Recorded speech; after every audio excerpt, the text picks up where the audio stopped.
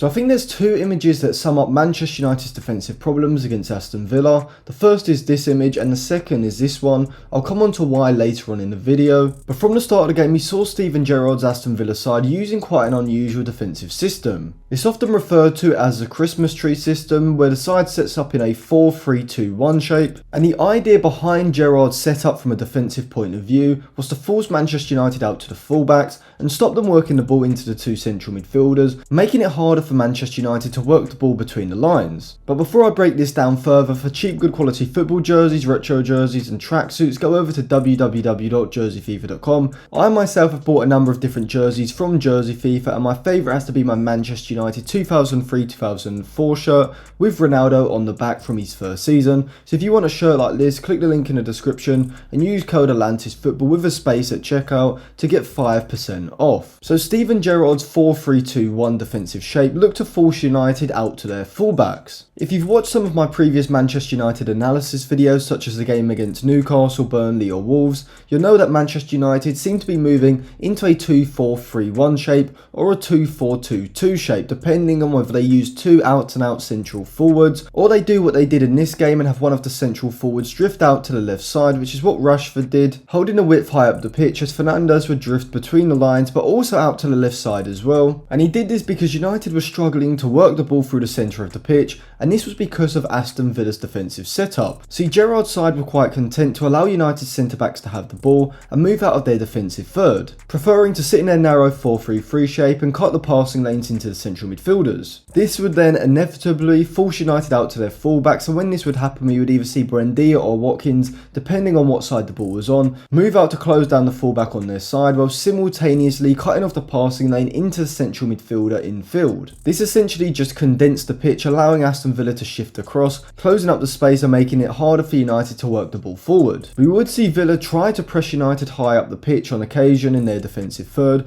with the two central midfielders Ramsey and McGinn pushing up onto Fred and McTominay. And throughout the game, Gerrard's side were very effective at stopping United being able to retain possession and work the ball from their defensive to the middle into the final third. Now I actually thought this was one of Manchester United's worst performances under Rangnick, and this definitely has to do with a mixture of United's poor individual performances, the system not really clicking, and the fact that in this game United were playing against a much better tactical side who was set up to expose United's weaknesses. And I'll come on to how Villa did this when in possession later on in the video. But United's main problem in possession is a lack of cohesion and attacking patterns. It seems that when United win the ball back in deep areas and look to play a quick vertical forward pass into one of the front four, whenever they receive the ball they don't really have any idea of what they want to do with the ball. And if you've ever played football, you'll know the issue that this causes, as you receive the ball and you're instantly thinking about where your next pass is, and therefore the attack gets slowed down, as instead of just solely focusing on moving the ball forward as is in your head, you then have players like Rashford and Greenwood receive the ball and looking for options but not really having any idea of what the system wants them to do with the ball when they win it back. What should be happening is that when United win the ball back, they should instantly be looking for those quick vertical forward passes, which they did on a number of occasions.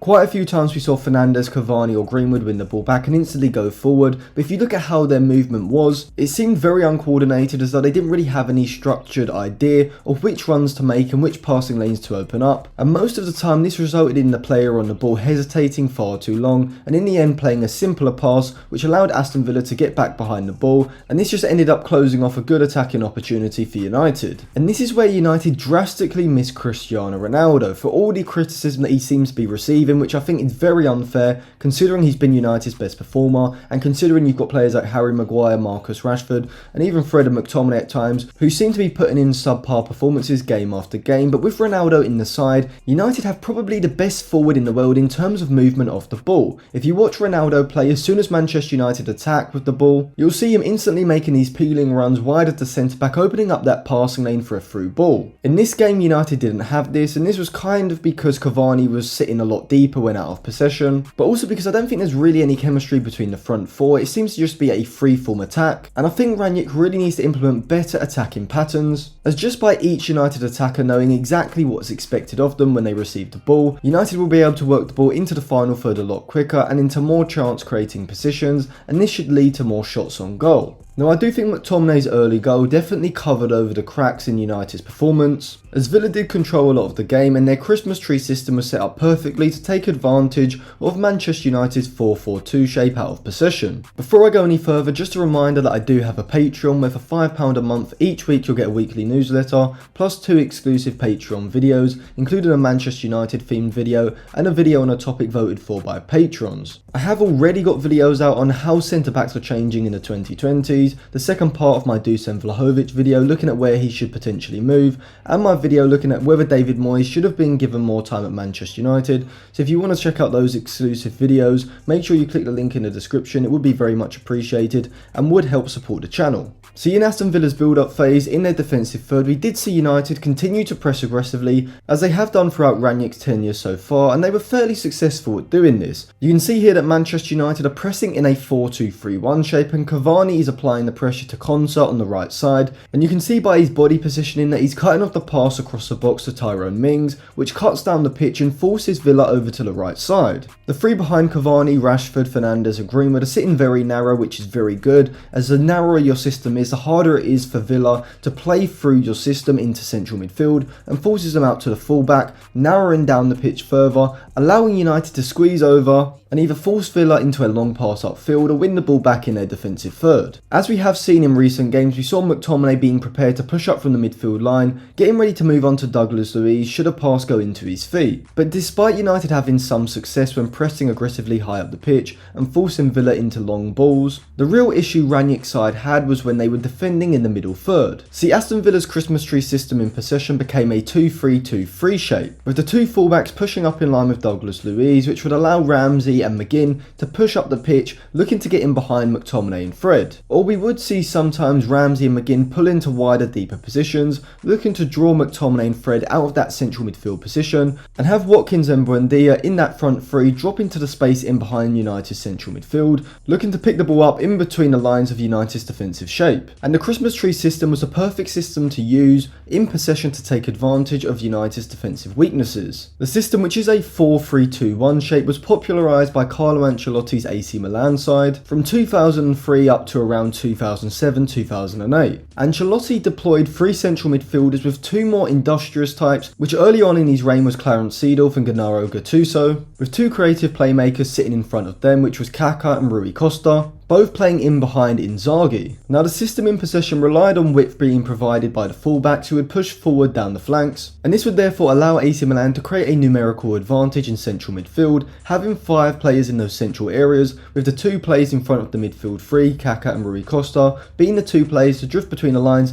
looking to receive the ball, turn and then create chances. And we did see Villa use this offensive shape in this game. You can see here that as Douglas Luiz has possession in United's half, United are sitting off in a 4-4-2 shape. Cavani's positioning is very good, cutting off the pass into Buendia here, but if you look at United's midfield line, it's far too wide, which opens up a simple passing lane from Douglas Luiz into Ollie Watkins, allowing Villa to progress the ball in behind United's midfield line and get into the final third and to the edge of United's box very easily. What we should see in this defensive situation is United's midfield 4 being a lot narrower. Because the ball is on United's right side, Rashford on the left side should be tucking in a lot quicker, taking up a much narrower position, and this would subsequently allow Fred to move over quicker to close that space between Fred and McTominay, cutting off the passing lane from Douglas Luiz into Ollie Watkins, and this would make it substantially harder for Villa to work the ball to the edge of United's box. Now United's other central midfield issues obviously come from their individual players, as McTominay and Fred, as I've said,